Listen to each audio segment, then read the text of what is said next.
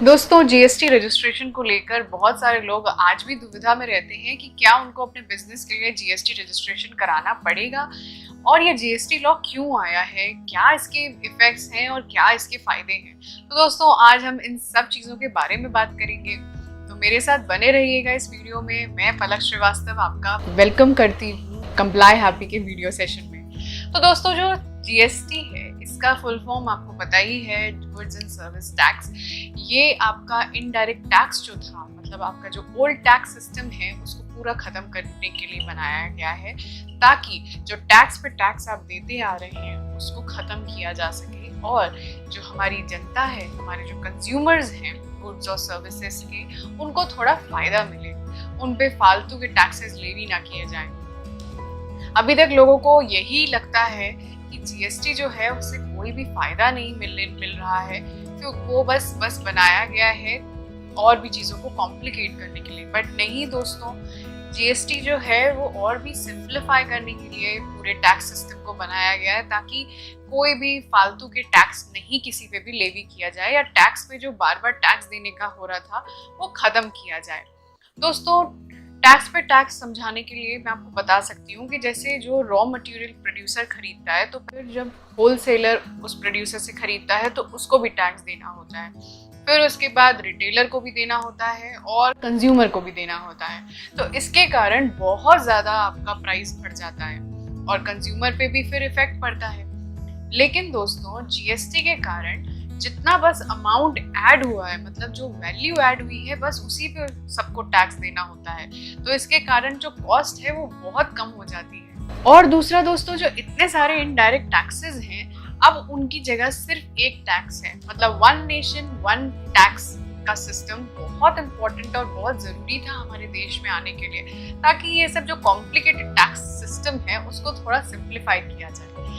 फिर दोस्तों, जीएसटी के आने के बाद दोस्तों, एक जो हम लोग का थ्रेशोल्ड लिमिट थी वो भी अब बढ़ा दी गई है। पहले वो 5 लाख थी, फिर वो 20 लाख हुई और अब वो 40 लाख हो चुकी है। मतलब कि जो आपको रजिस्ट्रेशन 5 लाख या 20 लाख पे करना पड़ रहा था, अब आपको जब तक आपका टर्नओवर 40 लाख नहीं हो जाता तब तक आपको ज़रूरत ही नहीं है। ये है आपका नॉर्मल स्टेट्स के लिए, अगर आपका 40 लाख टर्नओवर से कम रहता है तो आपको ज़रूरत नहीं है। दूसरा, अगर आप स्पेशल कैटेगरी स्टेट्स में आते हैं, मतलब नॉर्थ ईस्ट स्टेट्स जो हैं, उनके लिए 20 लाख का टर्नओवर का थ्रेशोल्ड लिमिट है। फिर दोस्तों, जीएसटी जो है वो इसलिए भी बनाया गया है ताकि जो भी ब्लैक मार्केटिंग या जिसे हम काला बाजार कहते हैं उसे रोका जा सके, क्योंकि इसमें हर चीज़ दोस्तों कंप्यूटराइज्ड होती है, इसीलिए सब कुछ ट्रांसपेरेंट रहता है। इसीलिए दोस्तों, हर बिजनेसमैन का भी रजिस्ट्रेशन है सब ऑनलाइन रहता है, उनको एक जीएसटीएन नंबर दिया जाता है, जिससे वो जो भी ट्रांजैक्शन करते हैं, जीएसटी उन्होंने पे किया है नहीं किया है, वो सब चीज़ें प्रॉपर्ली विजिबल रहती हैं। और अगर नहीं ये सब आप टाइमली करते हैं, आपके ऊपर कार्रवाई भी हो सकती है। फिर दोस्तों, एक और चीज़ इसमें ये है कि मेक इन इंडिया का जो कॉन्सेप्ट है उसको भी इसमें बहुत सपोर्ट किया जाता है, क्योंकि जो आप बाहर से सामान मंगवाते हैं, मतलब जो इम्पोर्ट करवाते हैं, तो उसमें कस्टम ड्यूटी और आईजीएसटी दोनों लगता है, इसीलिए उसका वैल्यू और भी ज़्यादा बढ़ जाती है। और इंडिया में अगर आप खरीदेंगे तो आप पे सिर्फ और सिर्फ जीएसटी लगेगा। एक आपका स्टेट वाला होता है और एक सेंट्रल होता है, तो वो दोनों में से कोई भी आप पे लेवी होगा। और दोस्तों, बिजनेसमैन के लिए एक और बहुत अच्छी बात इसमें ये है कि अगर आप जीएसटी रजिस्ट्रेशन करा चुके हैं तो आपको 2 लोन के बेनिफिट्स मिलते हैं। एक तो आपको, जो अगर आपका बिजनेस स्मॉल स्केल बिजनेस है, मतलब आपका 1.5 करोड़ से कम का आपका टर्नओवर है, तो दोस्तों आपने लोन इन 59 मिनट्स का भी नाम सुना होगा, तो अगर लोन भी लेना चाहते हैं आप, वो भी 59 मिनट्स वाला जो कॉन्सेप्ट है, तो आपका जीएसटी रजिस्ट्रेशन होना मैंडेटरी है। दूसरी चीज़ दोस्तों है आपकी लोन रीस्ट्रक्चरिंग के लिए, तो वो आरबीआई आपको, अगर आपका बिजनेस अच्छे से नहीं चल रहा है और थोड़े लॉसेस में है, तो फिर आरबीआई आपको लोन रीस्ट्रक्चरिंग करके देती है, लेकिन उसके लिए भी आपका जीएसटी रजिस्ट्रेशन होना चाहिए। जीएसटी रजिस्ट्रेशन कौन कौन कर सकता है, अब उसके बारे में बात करते हैं। तो पहला तो आपका सप्लायर ऑफ गुड्स होता है, दूसरा आपका मैन्युफैक्चरर और तीसरा आपका service provider. Supplier of goods को भी 2 भागों में और बांटा गया है, जैसे कि एक आपका हो गया इंटर स्टेट सप्लायर और एक आपका हो गया इंट्रा स्टेट सप्लायर। जो इंट्रा स्टेट सप्लायर है उनके लिए टर्नओवर के बेसिस पे उनको जीएसटी रजिस्ट्रेशन कराना होता है, और जो इंटरस्टेट सप्लायर्स हैं उनको करवाना ही होता है compulsory registration irrespective of their turnover. तो अगर आप बहुत सारे शहरों में अपना बिजनेस कर रहे हैं तो आपको कंपल्सरी रजिस्ट्रेशन कराना होगा, और अगर आप विद इन स्टेट कर रहे हैं तो फिर आपके ऊपर टर्नओवर की एप्लीकेबिलिटी लगेगी। फिर दोस्तों बहुत सारे ऐसे बिजनेस हैं जिनको कंपल्सरी रजिस्ट्रेशन कराना होता है। पहला पर्सन आपका हो गया नॉर्मल टैक्सेबल पर्सन।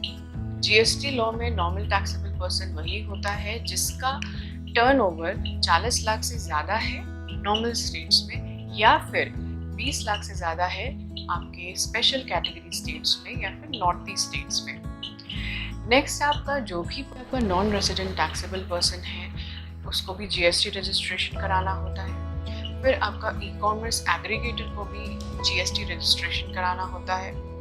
फिर जो पर्सन सप्लाई करता है through these e commerce aggregators तो उनको भी कराना होता है। फिर दोस्तों जो भी सप्लायर के एजेंट्स होते हैं या फिर इनपुट सर्विस डिस्ट्रीब्यूटर्स होते हैं उनको भी जीएसटी रजिस्ट्रेशन कराना होता है।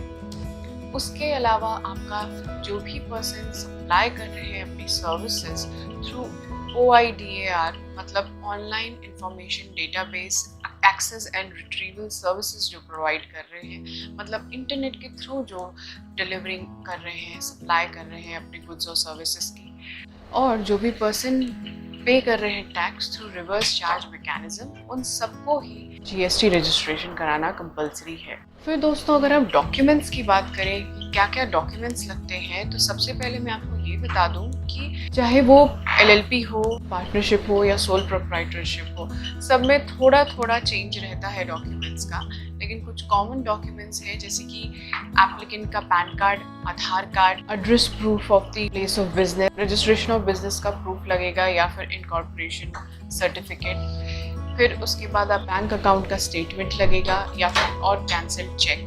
फिर address and ID proof of director या फिर प्रमोटर या फिर पार्टनर, और लेटर ऑफ अथॉरिटी या फिर board resolution for authorize signatory. तो ये सारे डॉक्यूमेंट्स अगर आप प्रॉपर्ली फाइल कर देते हैं तो फिर आपको GST पोर्टल पे ये प्रोसेस कंप्लीट करने के बाद GST रजिस्ट्रेशन हो जाता है। दोस्तों GST रजिस्ट्रेशन ऐसे तो आप फ्री में GST के पोर्टल पे कर सकते हैं और अपना GST ले सकते हैं, लेकिन कंप्लाई हैप्पी आपको सारे लीगल सर्विसेज प्रोवाइड करता है जो भी कंप्लाइंसेस से रिलेटेड होते हैं, जो आपके बिजनेस के लिए बहुत ज़रूरी होते हैं। और हमारा मेन एम है कि हम ज़्यादा से ज़्यादा स्टेट्स में अपनी फ्रेंचाइजी नेटवर्क बनाएं। तो दोस्तों अगर आपको कोई भी GST रजिस्ट्रेशन या कोई भी कंपनी रजिस्ट्रेशन से रिलेटेड कोई भी डाउट है या फिर आपको रजिस्ट्रेशन कराना है तो आप हमारे दिए गए कॉन्टैक्ट नंबर और मेल पे हमें संपर्क कर सकते हैं और जानकारी ले सकते हैं। मेरे चैनल को सब्सक्राइब करिए और अगर आपको कुछ भी लगता है तो मुझे ज़रूर बताइए। तो आज के लिए इतना ही, धन्यवाद।